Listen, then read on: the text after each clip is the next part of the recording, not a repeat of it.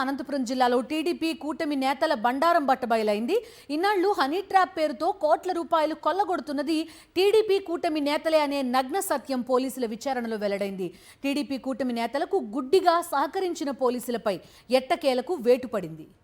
అనంతపురం జిల్లాలో జరిగిన honey trap నేరానికి సంబంధించిన కేసును పోలీసులు ఛేదించారు. మహిళలను ఎరగా వేసి అమాయకులను బ్లాక్మెయిల్ చేసి కోట్ల రూపాయలు దోచుకుంటున్న వారిని గుర్తించారు. మొత్తం 9 మంది నిందితులు కాగా వారిలో 5గురిని అరెస్ట్ చేసిన పోలీసులు నిందితులను రిమాండ్కు తరలించారు.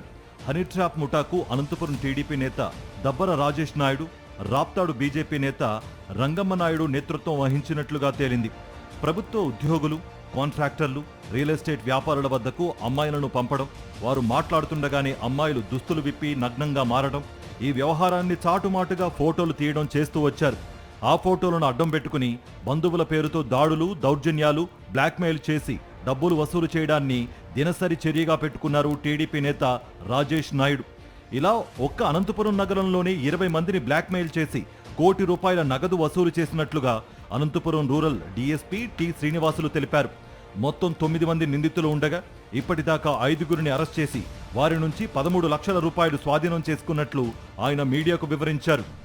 చాలా మంది ఫోన్ నెంబర్లు కలెక్ట్ చేసుకునేది.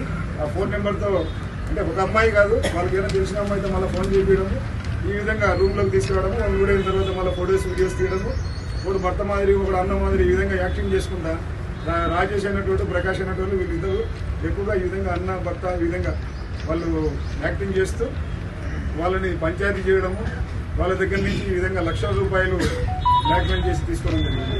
వాళ్ళందరినీ ఇప్పుడు చాలా మందిని మేము విక్టిమ్స్ కూడా కోరుతున్నాము. మీరు కంప్లైంట్ అవసరం లేదు, నా నెంబర్ కాల్ చేస్తే మీ విక్టిమ్ మా దగ్గర ఉంది కాబట్టి మీరు ఎంత పోయింది అమౌంట్ ఇవ్వో తెలుస్తుంది. జస్ట్ విట్నెస్ మాత్రం పెట్టుకుంటాము, మేమే వచ్చి విచారించుకుంటాము. నిందితులంతా టీడీపీ కూటమి నేతలే కావడంతో వారిని మీడియా ముందు ప్రవేశపెట్టలేదు. కేవలం వివరాలు చెప్పి ముగించారు.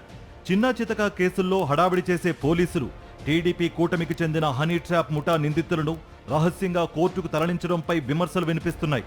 మరోవైపు టీడీపీ హనీ ట్రాప్ ముఠాకు సహకరించిన 2 సీఐలను వీఆర్కు బదిలీ చేసిన పోలీసు ఉన్నతాధికారులు మిగిలిన ఎస్ఐ, కానిస్టేబుళ్ల పాత్రపై విచారణ చేస్తున్నారు.